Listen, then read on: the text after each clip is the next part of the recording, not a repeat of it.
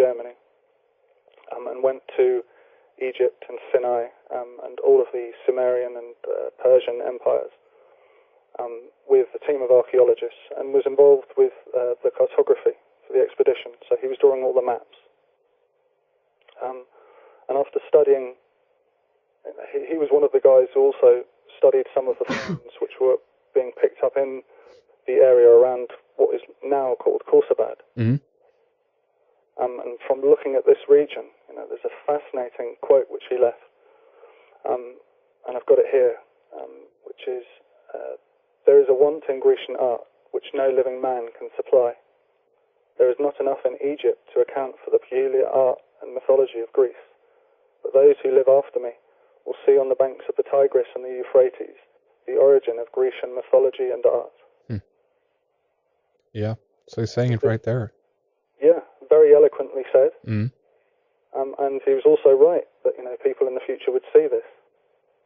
This is a long time before the majority of all of the architecture and the cities and everything that were found in this region were even known about. Yeah, he probably had a hunch that this is where it's leading or going, Yeah, well, I think also he probably saw a lot of capitals of columns and things like this. Yeah. In the early days, there was probably a lot of this around. So yeah, this is one of the guys who's kind of been talking about this. But again, this is 300 years ago. Mm. And there's been nobody who's been talking about this since, really. And especially not bringing it to the public's view, or to the layman. Mm. That's something which hasn't happened at all. Mm. And we were also, again, we're building the puzzle slowly but surely, so to speak. It's very much, there's a huge record, so to speak, building up, and from this, a picture slowly and surely emerges of what we're looking at. And some, of course, take the alternative view to that, and some take the accepted or verified view, of it. Yeah. And for the most part, they do kind of corroborate each other in a way. A lot of the evidences and ideas of the alternative community do agree with the mainstream. Yeah, that's true. Yeah. They add something to it which the mainstream won't accept often. Well, exactly. Either the connection between them, or that they are, built on each other. Some kind of, often in many cases, it's just a matter of seeing the pattern of things, having pattern recognition and spotting that, wait a minute, there's something over here and over there that actually fits together. What happens if we do put those together? A somewhat different image, emerge from that. Yeah, exactly. And that's what we have here with Palladian architecture, and trying to find the origins of it. We've got the Greek, Etruscan, Pelasgian side of it.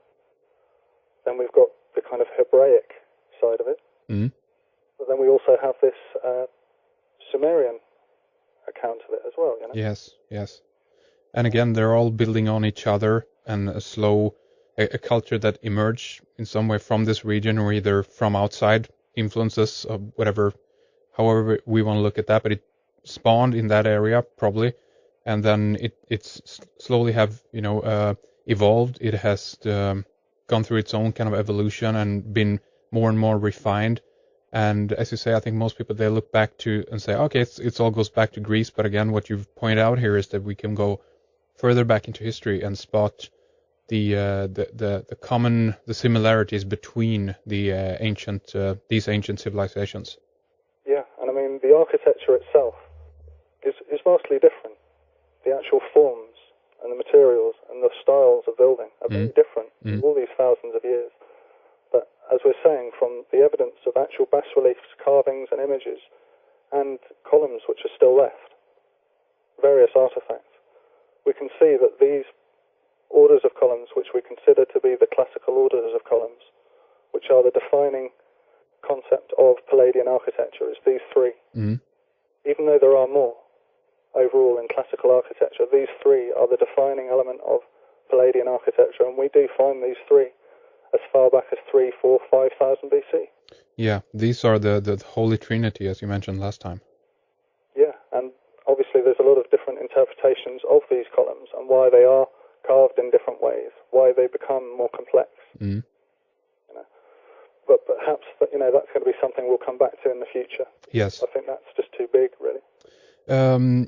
tell me a little bit about this, the 8-pointed star. This is something we talked about primarily on the live, the webcast that we did.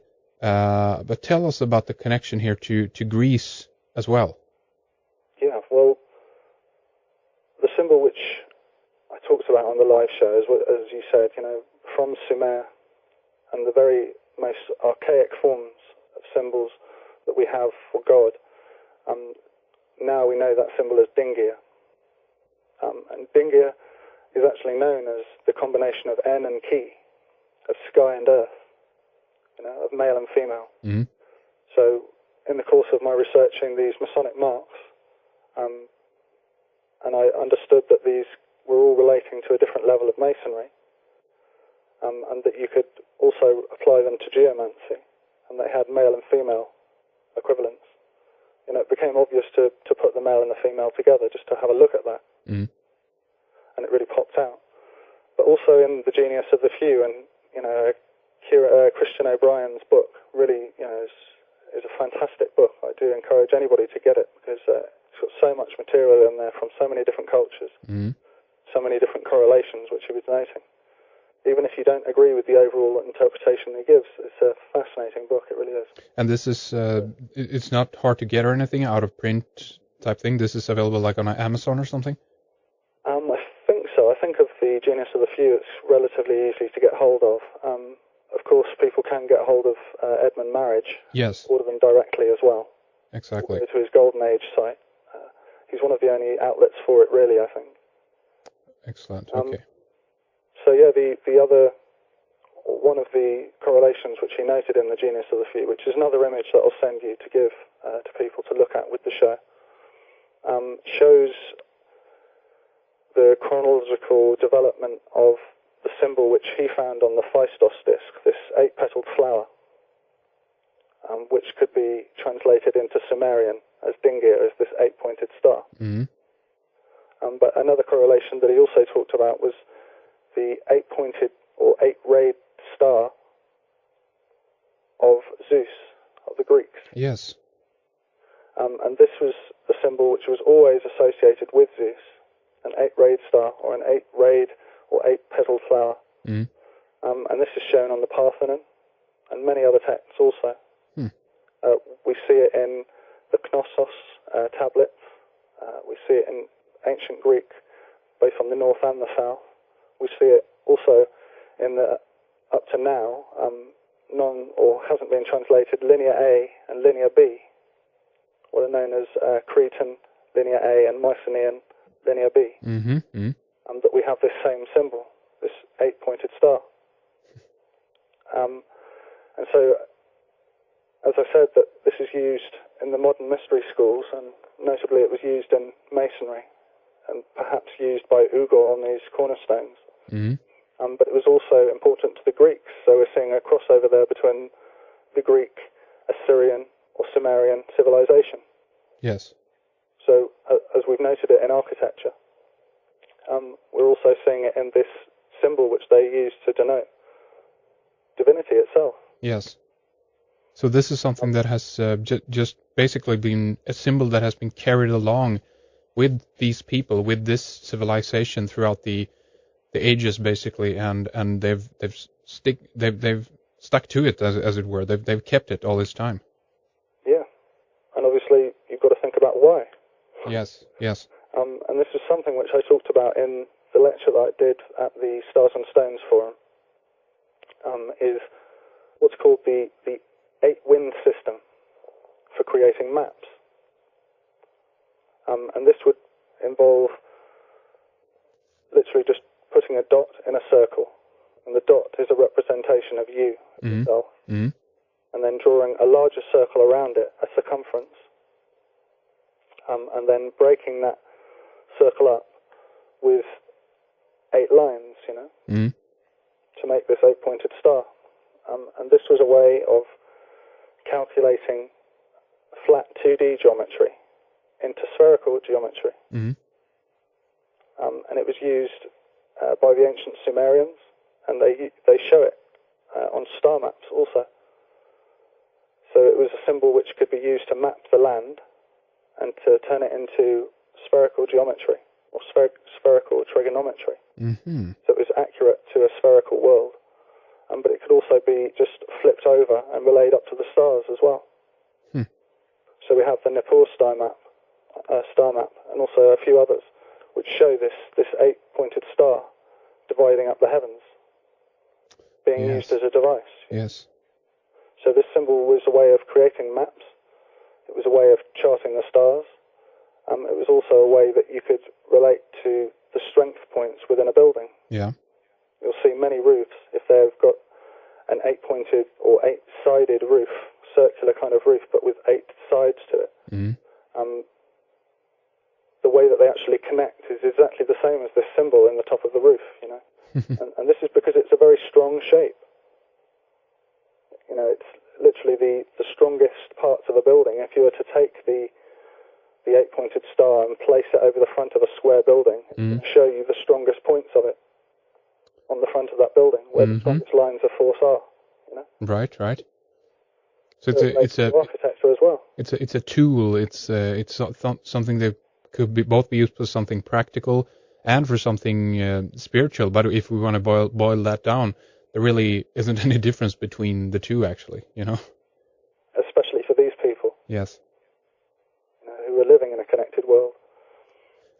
I'm thinking of. It's fascinating. You know, it really is. It carries on from this most ancient of periods, through Greece, through Sumer, into Rome.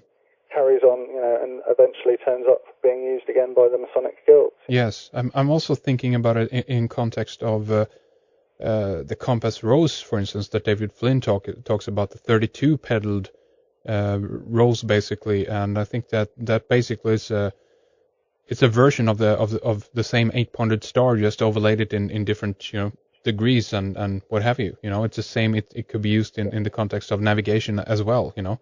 Yeah, well, if you look at most ships' wheels as well, it's that same symbol. Yeah, you have the Buddhist symbol, the wheel of life. You know, the navigation of the soul and all that. Yeah. Absolutely, yeah. And so it was used all over the place, you know, and it wasn't used as an evil symbol or anything like that. It was actually a device, and it was a veiled reference to divinity, you know. Yeah. And so we see it over and over, and so we see going into Greece, and as I said, into the Masonic guilds. But yes, of course, the major thing, which we talked about a little bit on the last piece, is the Temple of Solomon here. Yes. You know, the Temple of Solomon being of vital importance to the Freemasons and many other secret societies, to the Christians, to the Muslims, and to the Jews. To the Jews, yeah. And also to the Egyptians and, you know, loads of other people as well. Yeah.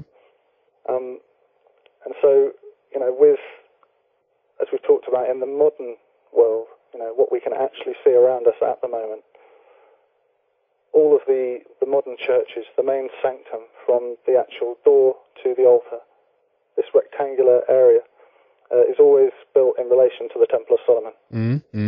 Always. And then we have every single Masonic lodge also based on this same rectangular floor plan. And, you know, we've mentioned that sometimes it's scaled up or scaled down. Yes. It's always the same proportion and numbers Yes. being used as the Temple of Solomon, the inner sanctum of it. We also see this in courts. In Britain, we see it in the House of Lords and the House of Commons. You know, we see it in the House of Representatives of America. We see it in almost every important municipal building. Yeah.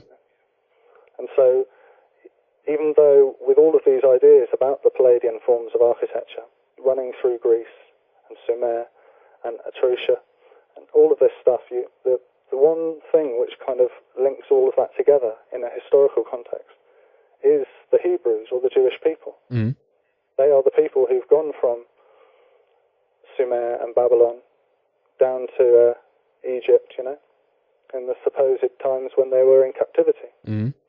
They're kind of the connecting thread that goes between all of these places. And, you know, if the Temple of Solomon has placed all this importance on, but again, they don't really talk about the Greek aspect of it, do they?